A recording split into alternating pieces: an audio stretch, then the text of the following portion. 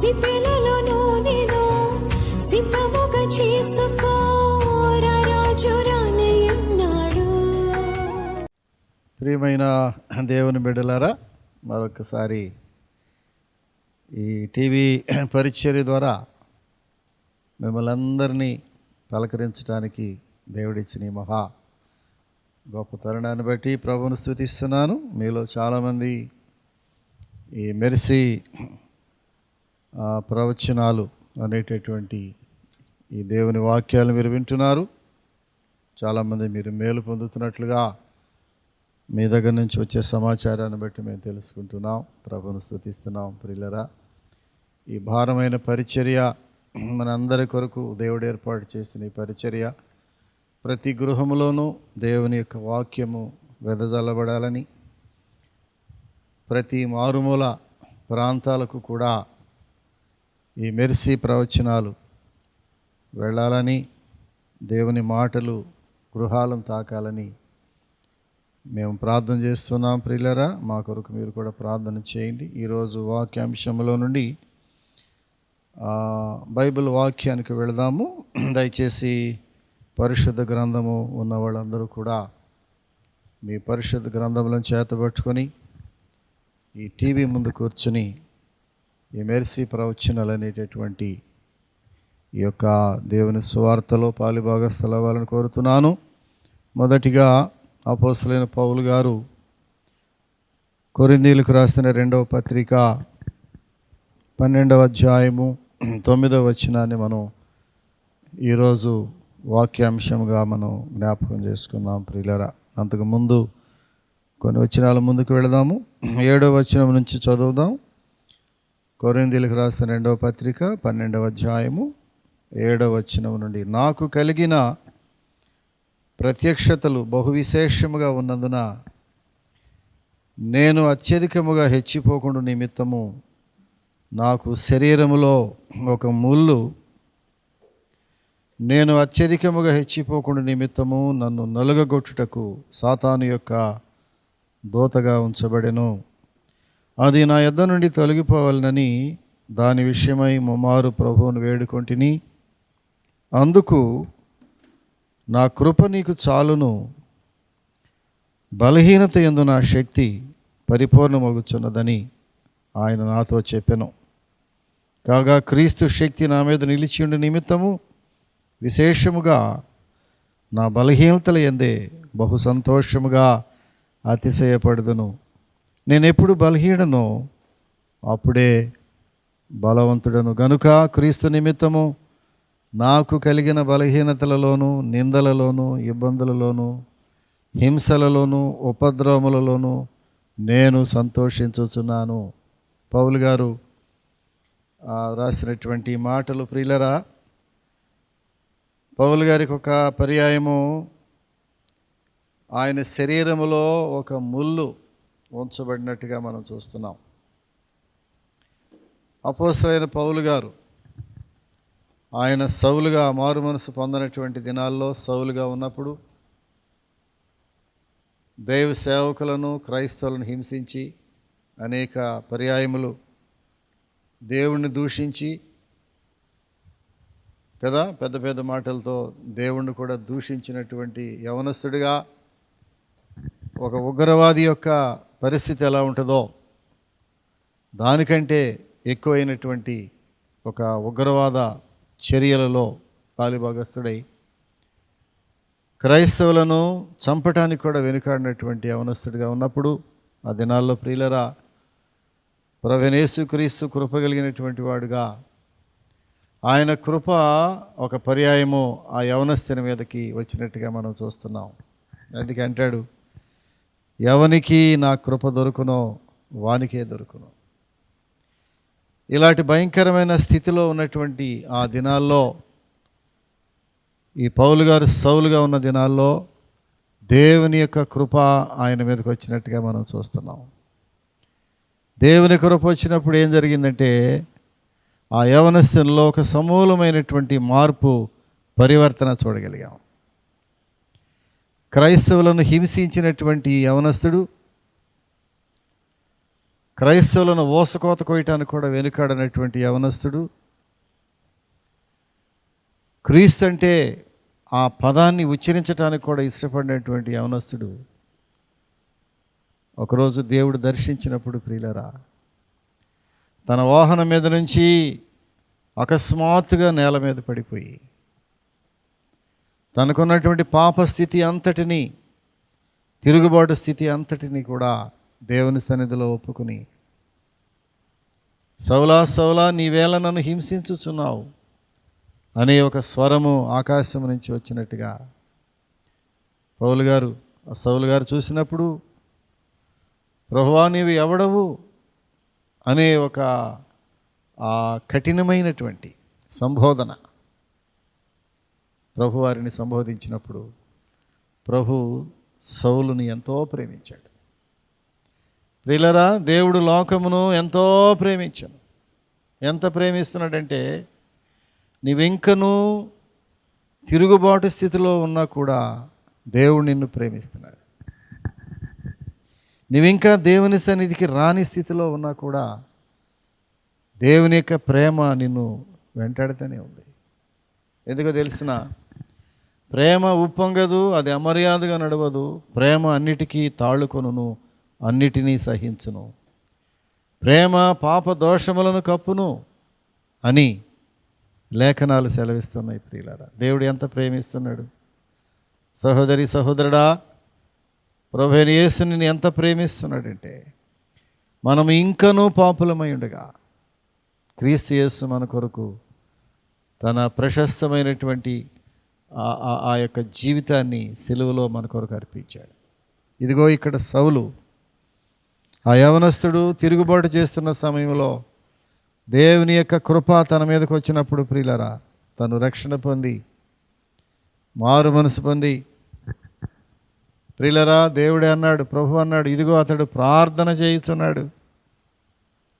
ఇప్పుడు సౌలు అనే కురవాడు దేవుని యొక్క కృపకు పాత్రుడై రక్షణ పొందుకుని తన పాప స్థితిని గ్రహించుకుని, నేను పాపిని ప్రభు అని ఒప్పుకుని, తన పాపపు పొరలన్నీ కూడా తెల్లటి పొరలు కళ్ళ వెంబడ రాలిపోయి ఒక మూమెంట్లో చూపు పోగొట్టుకున్నవాడై 3 రోజులు చూపు లేకుండా తడవలాడుతూ తిరిగినటువంటి యవనస్తుడు దేవుని మహాకృపను బట్టి సేవకుల యొక్క ప్రార్థన సహకారంతో తిరిగి మరలా తన మనిషిగా నిలబడి ప్రభు అంటున్నాడు, ఇదిగో ఇప్పుడు అతడు ప్రార్థన చేయుచున్నాడు.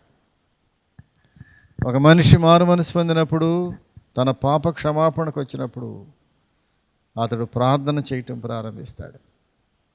సౌలు ప్రార్థన చేయటం ప్రారంభించినప్పుడు ప్రభు అతన్ని ఆశ్చర్యకరముగా పౌలుగా మార్చేశాడు. పౌలుగా మార్చిన తర్వాత ఎన్ని శ్రమలు ప్రభు కొరకు పడ్డాడో చెప్పలేము. ఇతడు నా కొరకు ఎన్ని శ్రమలు పడాల్సి ఉన్నదో అతనికి నేను బయలుపరుస్తానన్నాడు ప్రభువే. ప్రియులరా, ఈ పౌలు గారి యొక్క ఆ పరిస్థితి చివరికి ఎలాగా తర్వాత దినాల్లో ఆ యవనస్తుడు ఎలాగ వాడబడ్డాడు దేవుని చేత అంటే, అన్ని జనులలో స్వార్థ ప్రకటించడానికి. పేతురు యూదుల కొరకై స్వార్థ ప్రకటించడానికి పేతురుని ఏ విధంగా దేవుడు ప్రత్యేకించుకున్నాడో, అన్య జనాంగమునకు స్వార్థ ప్రకటించడానికి పరిశుద్ధులైన పౌలు గారిని దేవుడు వాడుకున్నాడు. ప్రియులారా, ఎన్ని సంఘములు కట్టాడు, ఎన్ని ప్రాంతములకు, మారుమూరు ప్రాంతములకు, మనుషులు చొరబడలేనటువంటి ప్రాంతాలకు పౌలు భక్తుడు సువార్త భుజం మీద వేసుకుని ప్రయాణం చేశాడు. ఎన్ని ప్రయాణాలు!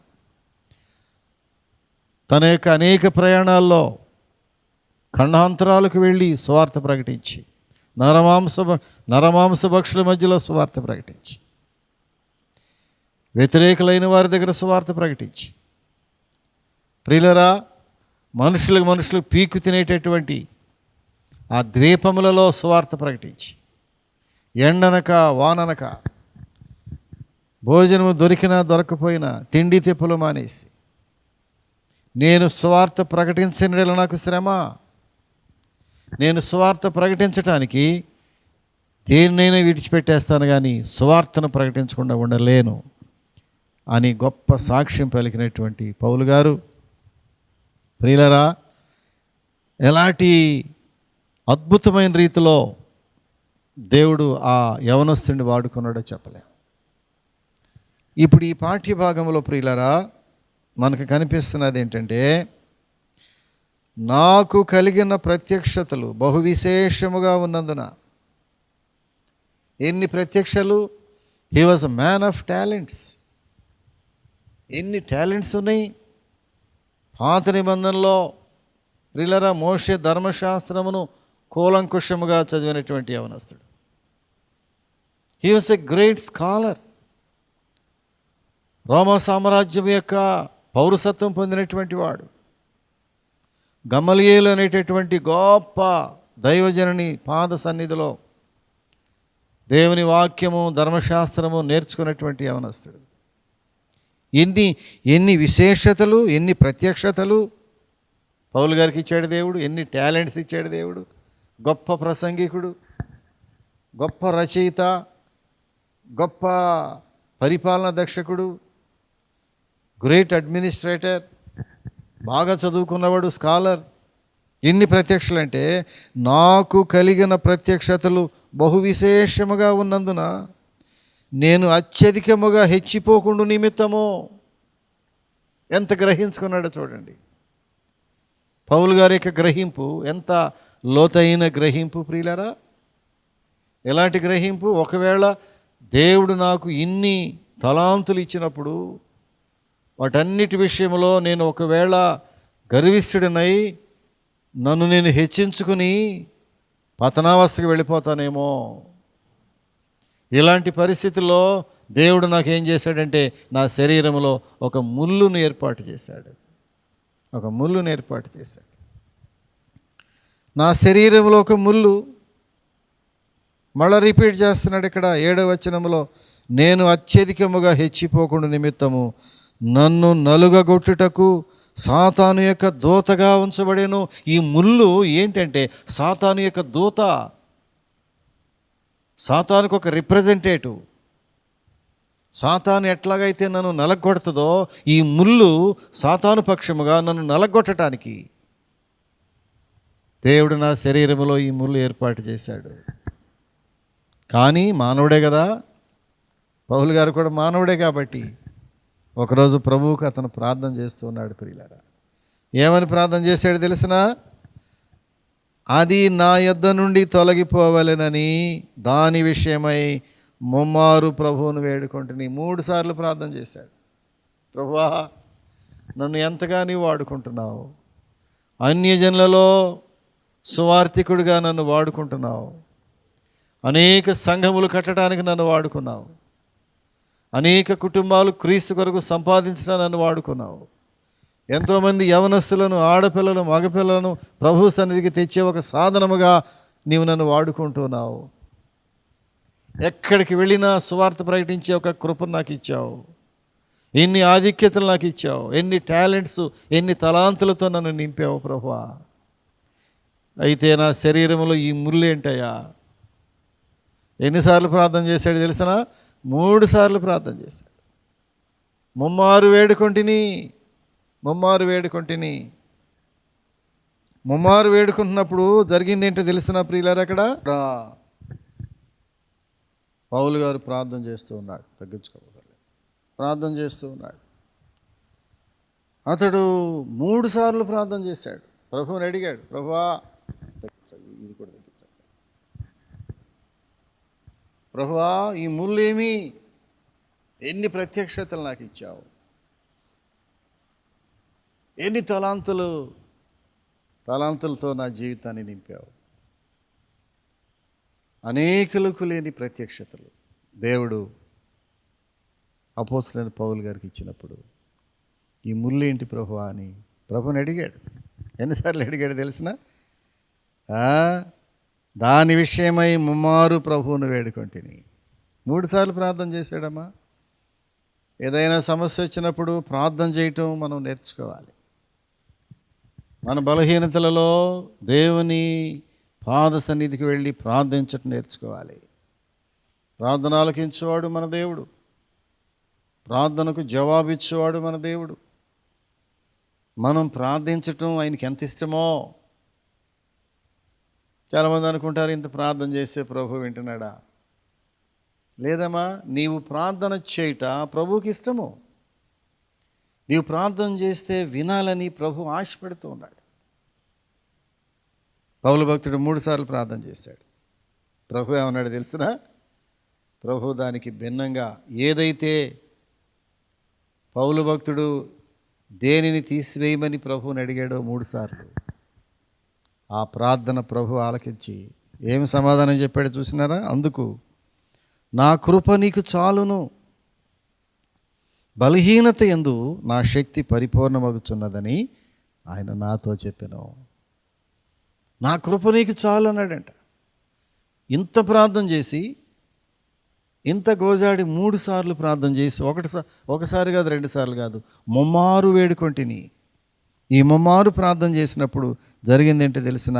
ఆయన ఏమని సమాధానం చెప్పాడంటే, పౌలు, అది కాదు నీవు చేయవలసిన ప్రార్థన. నీవేది అడిగేవో దాన్ని ఇవ్వలేకపోతున్నాను నేను. అయితే ఒక మాట, దానికంటే మించి ఒక గొప్ప వరం లాంటిది ఇచ్చేసాడేంటో తెలిసిన? నా కృప నీకు ఇస్తున్నాను, తీసుకో. నా కృప నీకు ఇస్తున్నాను, అది చాలు నీకు. My grace is sufficient for you. నా కృప నీకు చాలయ్యా. ఈ ముళ్ళు, ఈ బలహీనతలు ఇవన్నీ ఏం చేస్తాయి? అప్పుడు ఏమన్నాడు తెలిసిన? బలహీనత యందు నా శక్తి పరిపూర్ణమగుచున్నదని ఆయన నాతో చెప్పెను. ఆ కింద రాస్తాడు, 10వ వచనములు అంటాడు, నేను ఎప్పుడు బలహీనుడనో అప్పుడే బలవంతుడను. నేను ఎప్పుడు బలహీనుడనో అప్పుడే బలవంతుడను. మన బలహీనతలలో దేవుడు మనల్ని బలపరిచేవాడు. హల్లెలూయా. కొన్నిసార్లు మనం బలహీనులుగా భావిస్తూ ఉంటాం. అయ్యో, నేను బలహీనం అయిపోయానే, శక్తిహీనుడిగా మిగిలిపోయానే, మాట్లాడటానికి కూడా శక్తి చాలలేదే, ప్రసంగించడానికి శక్తి కోల్పోయానే, ప్రార్థించడానికి నాలో తగిన శక్తి లేదే, కుటుంబాన్ని పోషించే శక్తి నాలో కనబడటం లేదే, నేను చాలా బలహీనుడైపోయానే అని కొన్నిసార్లు నీళ్ళు కుమిలిపోతుంటాం. అనేకసార్లు మనం చూస్తూ ఉంటాం. అటువంటి పరిస్థితులలో ప్రభు అయిన క్రీస్తు ఎంత చక్కని భరోసా ఇస్తున్నాడో చూడండి. నేను ఎప్పుడు బలహీనుడనో అప్పుడే బలవంతుడను, ఎందుకంటే నా కృప నీకు చాలునని చెప్పిన యేసయ్య నాతో ఉన్నాడు. నేను భయపడను, నా బలహీనతలకు నేను భయపడను, నా యొక్క పరిస్థితులకు నేను భయపడను. ప్రతికూల పరిస్థితులు నాకు ఎదురైనా నేను భయపడకుండా కారణం ఏంటంటే ఆయన కృప నాకు తోడుగా ఉంది. అదే చాలు నాకు. నా కృప నీకు చాలునయ్యా పౌలు, బలహీనత యందు నా శక్తి పరిపూర్ణమగుచున్నది అని పౌలు భక్తులతో మాట్లాడితే, ప్రియులరా, ఈ వాక్యం వింటున్నటువంటి ప్రియ దేవుని బిడ్డలారా, మన బలహీనతలలో దేవుని కృప మనకు చాలు. ఎన్నిసార్లు బలహీనంగా కనబడుతున్నావో దేవుని కృప నీకు చాలు. ప్రియులరా, పౌలు తన బలహీనతను ఒప్పుకున్నాడు. ప్రభువా, ఈ ముళ్ళు, నాలో ఈ బలహీనత ఉన్నది ఒప్పుకున్నాడు దేవుని సన్నిధిలో. ప్రతి మనుష్యుడు తన బలహీనతలను ఒప్పుకున్నప్పుడు దేవుడు తప్పకుండా సహాయం చేస్తాడు. ఆ బలహీనతలో నేను బలపరిచే దేవుడు అనుకున్నాడు. Praise the lord. మన బలహీనతలలో దేవుని కృప మనకిస్తాడమ్మా. అందుకే నేను ఎప్పుడు బలహీనుడనో అప్పుడే బలవంతుడను అని చెప్పగలిగాడు పౌలు భక్తుడు. కారణం ఏంటంటే ఆయన తన బలహీనతలలో దేవుని కృపను పొందుకున్నాడు. ఆయన కృపను ఉచితముగా ఇచ్చేసాడు. కృప అంటే ఉచితముగా దొరికేదే, అది కొంటే వచ్చేది కాదు. డబ్బుతో కొనలేము, ద్రవ్యం ఇచ్చి కొనాలంటే ప్రయత్నం చేయలేము, వెండి బంగారములతో కొనలేనిది దేవుని యొక్క కృప. అది ఉచితముగా నీకు ఇచ్చేదే, దేవుడు ఉచితముగా ఇచ్చాడు. దాన్నే కృప అన్నారు. ప్రియులరా, యెషయా గ్రంథకర్త ఒక మాట ఏం రాస్తాడో తెలిసిన? ఈ సందర్భంలో యెషయా గ్రంథంలోనికి వెళ్ళి ఒక్క మాట మనం చూడగలిగితే 40వ అధ్యాయము యెషయా గ్రంథము 29వ వచనంలోనికి వెళ్ళి చూస్తే, సొమ్మసిల్లిన వారికి బలమిచ్చువాడు ఆయనే, భక్తిహీనులకు బలాభివృద్ధి కలిగజేయవాడు ఆయనే. యెషయా ప్రవక్త ద్వారా ప్రభు మాట్లాడుతున్నాడు. మనం ఎప్పుడు బలహీనలము అప్పుడే బలవంతులము. క్రైస్తవుడు ఎప్పుడు బలహీనుడో అప్పుడే బలముగా ఉండగలడు. దానికి సాదృశ్యంగా యెషయా గ్రంథకర్త మాట్లాడుతున్నాడు, సొమ్మసిల్లు వానికి బలమిచ్చువాడు ఆయనే. ఎప్పుడైతే నీవు సొమ్మసిల్లి అలయక, ప్రియులరా, సొమ్మసిల్లిపోయి నీవెప్పుడైతే సొమ్మసిల్లిపోయి ఉంటావో, అలిసిపోతావో, అప్పుడు నీవు పక్షిరాజు వలె రెక్కలు చాపి పైకి ఎగిరిపోతావు. ఎందుకని తెలిసిన? యెహోవా కొరకు ఎదురు చూచాడు ఈయన. దేవుని కొరకు ఎదురు చూచాడు, దేవుని కృప కొరకు ఎదురు చూశాడు, దేవుని సహాయం కొరకు ఎదురు చూశాడు. మనుషుల సహాయము వ్యర్థం అనుకున్నాడు. మనుషులు నమ్ముకుంటే కంటే యెహోవాను ఆశ్రయించడం మేలు అనుకున్నాడు. రాజులను నమ్ముకుంటే కంటే యెహోవాను ఆశ్రయించడం మేలు అనుకున్నాడు. నేను ఏ మనుషుణ్ణి సంప్రదించలేదన్నాడు. నాకు వచ్చిన బలహీనతలలో, నా అవసరతలలో నేను ఏ మనుషుణ్ణి కూడా సంప్రదించలేదు.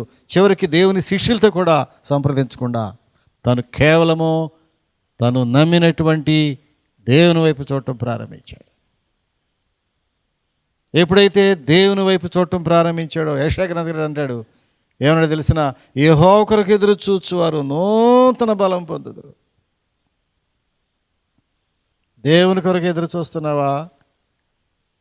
మనుషుల సహాయం కొరకు ఎదురు చూస్తున్నావా సహోదరుడా? ఎన్నిసార్లు మనుషుల సహాయం కొరకు ఎదురు చూచి సిగ్గుపడ్డావో నాకు తెలియదు. ఎన్నిసార్లు మనుషుల సహాయం కోరి నీవు ఫెయిల్ అయ్యావో నాకు తెలియదు. కానీ బైబిల్ మాట్లాడుతూ ఉండి, యెహోవా కొరకు ఎదురు చూచువారు నూతన బలము పొందుదురు. అంత మాత్రమేనా? వారు పక్షిరాజు వలె రెక్కలు చాపి పైకి ఎగుదురు, అలయక పరిగెత్తుదురు, సొమ్మసిల్లక నడిచిపోదురు. దేవుని బిడ్డలుగా అలిసిపోలేనటువంటి ఆత్మ, సొమ్మసిల్లనటువంటి ఆత్మను దేవునికి అనుగ్రహిస్తున్నాడు. నీవు బలపడి దేవుని సన్నిధిలో ధైర్యముగా ముందుకు సాగటానికి దేవుడు నిన్ను నడిపించేటటువంటి దేవుడు ఆయన. పౌలు భక్తునితో అంటున్నాడు, నా కృప నీకు చాలయ్యా, నా కృప నీకు చాలు. నీ బలహీనతల్లో నా శక్తి పరిపూర్ణమగుచున్నది. నువ్వు ఎప్పుడు బలహీనంగా ఉంటున్నావో అప్పుడే నా శక్తి నీలో పరిపూర్ణంగా ఉంటుంది. ఎంత భరోసా ఇచ్చాడు దేవుడు. ప్రియులరా, యెషయా గ్రంథకర్త మాట్లాడుతున్నాడు, సొమ్మసిల్లు వారికి బలమిచ్చువాడు ఆయనే. సొమ్మసిల్లి ఫెయింట్ అయిపోయి, సొమ్మసిల్లటం అంటే ఫెయింట్ అయిపోవటం, ఫెయింట్ అయిపోయి పడిపోయే పరిస్థితిలో ఉన్నప్పుడు, ఒకవేళ అలసిపోయి ఉన్నావా, శరీరంలో శక్తి అంతా ఉడికిపోయినట్టు అయిపోతుందా?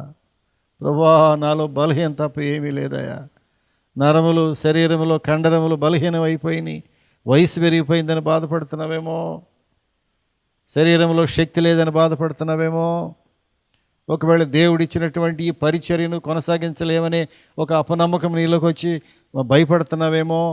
ప్రభు ఈ రాత్రి నీతో మాట్లాడుతున్నాడు, నా కృప నీకు చాలు. నీ బలహీనతల యందు నా శక్తిని నేను పరిపూర్ణం చేస్తానయ్యా, నీకు భయపడక్కర్లేదు.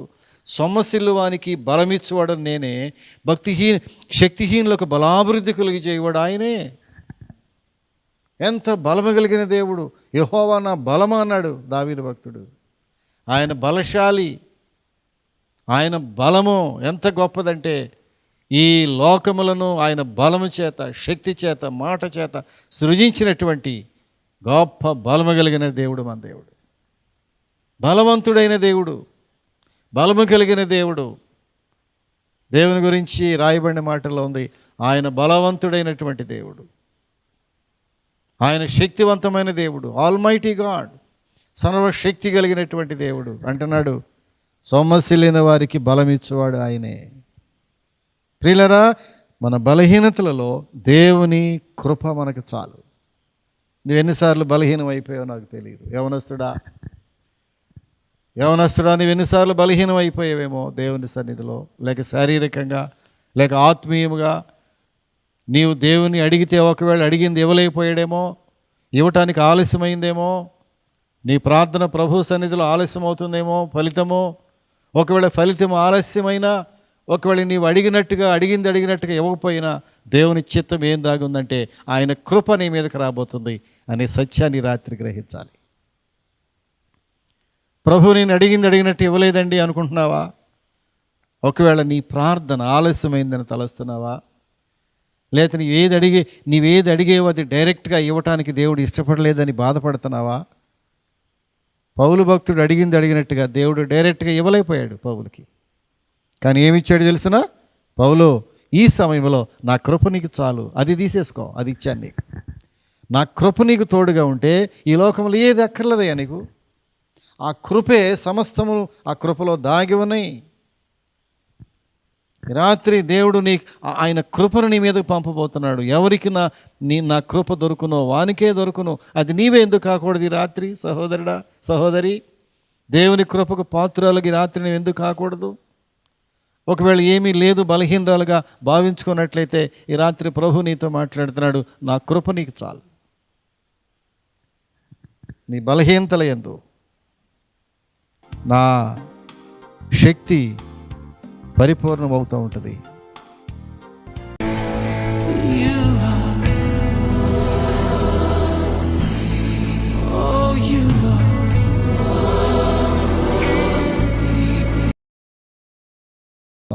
పరిశుద్ధుడా, ప్రేమ కలిగిన మా పరలోకపు తండ్రి, పౌలు భక్తుడు తన శరీరంలో ఉన్న ముళ్ళు కొరకై ఎలాగ ముమ్మారు నీకు ప్రార్థన చేసి, ప్రభువా ఈ ముళ్ళు నీ చిత్తమైతే తీసివేయమని అడిగినప్పుడు ఆ ప్రార్థనకు భిన్నముగా ఆ ముళ్ళు అలాగే ఉంచి దానికంటే మించినటువంటి నా కృప నీకు ఇస్తున్నాను పౌలు, నా కృప నీకు చాలునని పౌలు గారిని ఎంత బలపరిచావు ప్రభువా.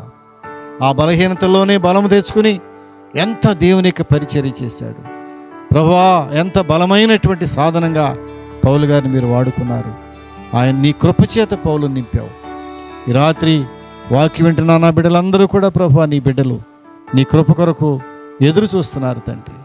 వారికి నీ కృప మెండుగా దయచేసి, ఎవరికి కృప కావాలో వారందరికీ కృప దయచేసి ఆ కుటుంబాలు ఆదరించి సహాయం దయచేయమని, ఈ విన్న వాక్యానికి ముద్ర వేసి సహాయం దయచేయమని యేసు నామమున అడుగుచున్నాము తండ్రి. ఆమేన్, ఆమేన్, ఆమేన్.